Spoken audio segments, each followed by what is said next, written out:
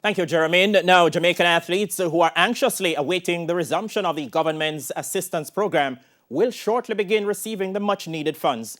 The program was suspended last year after the Olympic and Paralympic Games were postponed due to the COVID-19 pandemic. Karen Madden has this TVJ Sports follow-up. In her presentation to Parliament's Standing Finance Committee earlier this month, Sports Minister Olivia Grange revealed that the program would resume at the end of March. On Tuesday, the Sports Minister gave TVJ Sports an update. The committee, which I appointed, has been engaging in a process to validate the athletes who will benefit from this initiative.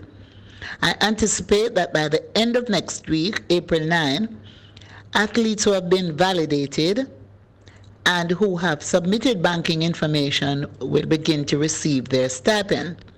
That is welcome news to athletes, including Yona Knight Wisdom, who is looking to create more history for Jamaica by qualifying for back-to-back Olympic Games. Knight Wisdom told TVJ Sports the program is important to his quest. I can come back and I can start treating myself to a bit more physio and get better food and, not have to worry as much about paying bills and paying for my car and transport to and from the pool and other things like that.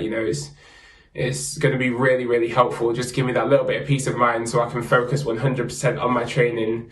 National table tennis players Simon Tomlinson and Kane Watson, who have their qualifiers in Argentina next month, are also looking forward to the financial assistance. Watson spoke to TVJ Sports on their Florida training camp. That definitely will go a long way, as that will help in terms of getting equipment and moving around here. I guess support, as much support you can get from anywhere is good. So that, in a sense, that the government is trying to invest in their athletes is also good. We're just looking to move from strength to strength, gain some momentum and leave it all on the table in the qualifiers. So. Under the program, athletes who have already qualified for or are on the cusp of qualification to both the Olympic and Paralympic Games scheduled for this summer receive a weekly payment of Jamaican $20,000 for 18 weeks. However, athletes will be removed from the list if they do not advance to the Olympic or Paralympic Games following their final chance to qualify. Karen Madden, TVJ Sports.